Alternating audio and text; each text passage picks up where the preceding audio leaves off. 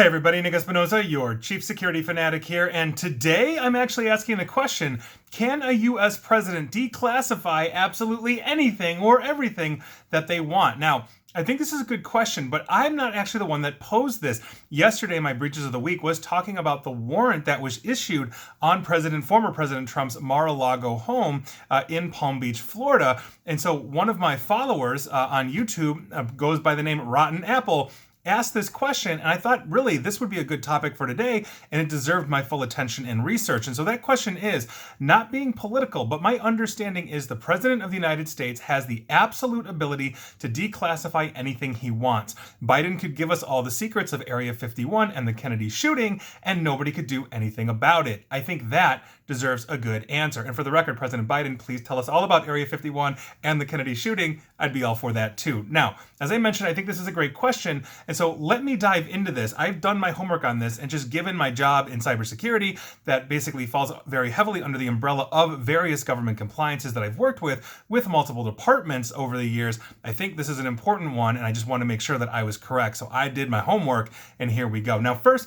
I think it's important to note that no one, absolutely no one in the federal government, that includes the President of the United States, has absolute authority without a check to that power. So for example, the executive branch, which is headed by the president, is checked by congressional oversight and also the Supreme Court if there is a conflict constitutionally, just as the Congress is checked by the president, who can veto laws, et cetera, et cetera. Congress runs the budget, the president does not. There's a whole bunch of checks and balances here. So in that vein, the President of the United States does indeed have the power to declassify documents or materials as he, or eventually she, sees fit. So if President Biden, for example, wanted to declassify documents that prove that both Tupac and Elvis are both alive and living at the Illuminati Hotel on the moon, he can definitely do that. However, there are some guidelines that President Biden or any former president has to abide by. Now, the first guideline is the president actually has to be in office to have this power, meaning that past presidents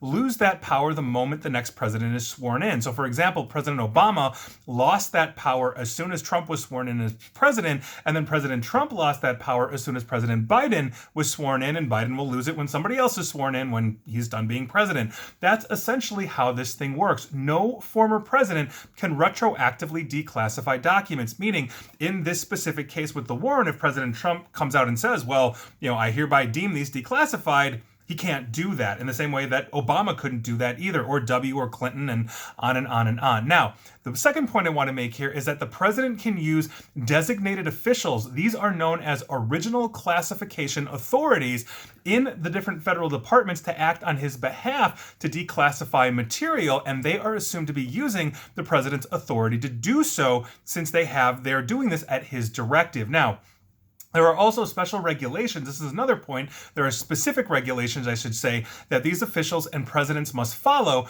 including formal reviews of the material that they want to declassify. And so my next point is, if something is declassified, then there is a paper trail within the National Archive and Records Administration known as NARA, N-A-R-A. You might have seen them in writing or on the news, as they are obviously right in the middle of this entire issue with these quote-unquote top secret documents sitting at Mar-a-Lago, according to the warrant. Now, according to U.S. Code, basically 2001.25 declassification markings, that's actually NARA's code, not the U.S. Code, any material that is declassified must be marked or labeled as such once the order has been recorded. So in this case, if former President Trump declassified this material, then NARA would have a copy of the written order and also a receipt of the proper markings of the document or material. There are exemptions to some markings for some classified material, but in basically the next section, 2001.26, automatic declassification exemption markings, it clearly states that needs prior approval from a panel, so that is also recorded. The long story short of it is, if you are declassifying something, the document gets marked from declassified or from classified to declassified, whatever its previous designation is.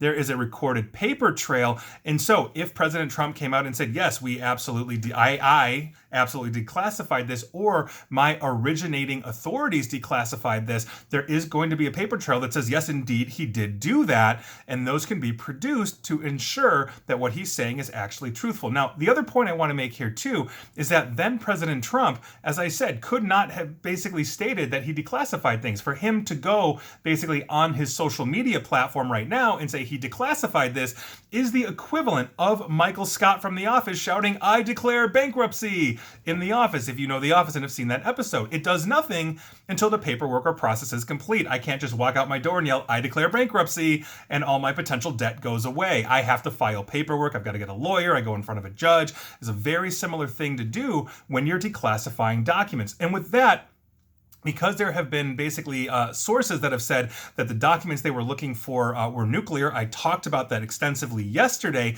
Let's talk about nuclear documents for a moment, because they're not the same as regular classified material. Now, here's what's going on with nuclear documents and why this is this much harder to declassify. The US Congress passed the Atomic Energy Act that actually imposes its own legal framework and restrictions on information regarding things like how to build a nuclear weapon or enrich uranium or other types of nuclear development materials like that. That data is actually considered quote unquote restricted material, which is legally not the same as being classified, meaning the rules I just laid out for declassifying documents for nuclear secrets is different because nuclear secrets are restricted, not classified, although we are using those terms interchangeably in the press. Like I said, I've done my homework. So in order to quote unquote declassify restricted nuclear secrets, the process is actually different, and the president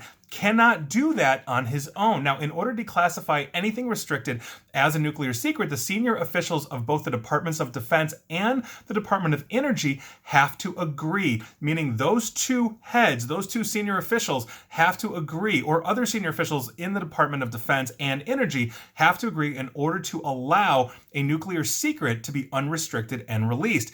Let's say they disagree. If the Department of Defense disagrees with Energy or Energy disagrees with Defense, the president then becomes the tiebreaker, meaning 2/3 have to essentially agree to unclassify or unrestrict something, meaning the DoD and Energy can agree and then we're good, or the president has to agree with one or two. And so if we don't have an agreement, a lot of this stays restricted. It's much harder in that vein to basically unrestrict nuclear material. Now, on top of that, the Atomic Energy Act makes it a crime to disclose restricted nuclear information without prior authorization, and that includes the President of the United States. Nobody is above that restriction. Again, a check from Congress on the executive branch. So, if, and I say if, the FBI recovered restricted nuclear documents or material from Mar-a-Lago, then there could be criminal charges filed here. The speculation of, does that crime make him culpable under the Espionage Act? I am not qualified to say. I am not a lawyer. That is for the Department of Defense. Now, that said, there are some scholarly legal disputes over if a president can declassify something, not nuclear, just regular declassify something without telling anybody. But that's essentially unprecedented, and because in all of my research and all of my looking into this, every single president, let's say with the possible exception of President Trump, as far as we know, have followed the actual procedures, and we have extensive paper trails from past presidents on both sides of the political aisle here. Now, on top of that, recently, in the last 24 hours or so, President Trump just stated that he had a quote-unquote standing order when he was in the White House that any material that was moved, let's say from I believe it was from a secure location like a SCIF to his residency so that he could work on it, was automatically declassified for that purpose. But then what we're going to see in the National Archives are those records. I just went through the entire process that we essentially have to see. He can't say this on a whim. He can't say get it done and it gets done. The government runs on paperwork, and if you have ever filed taxes, you know exactly what I'm talking about. And so those are the actual frameworks, those are the actual rules surrounding the declassification of classified material and the unrestriction of restricted nuclear material, two different things. I hope this helps. Cutting through the noise, just getting to the facts. And please like, share, follow me here on Facebook and Twitter at NickAESP. And please feel free to subscribe to me at YouTube as well. And as always, stay safe, stay online, and please attempt to stay private. Thanks, everyone.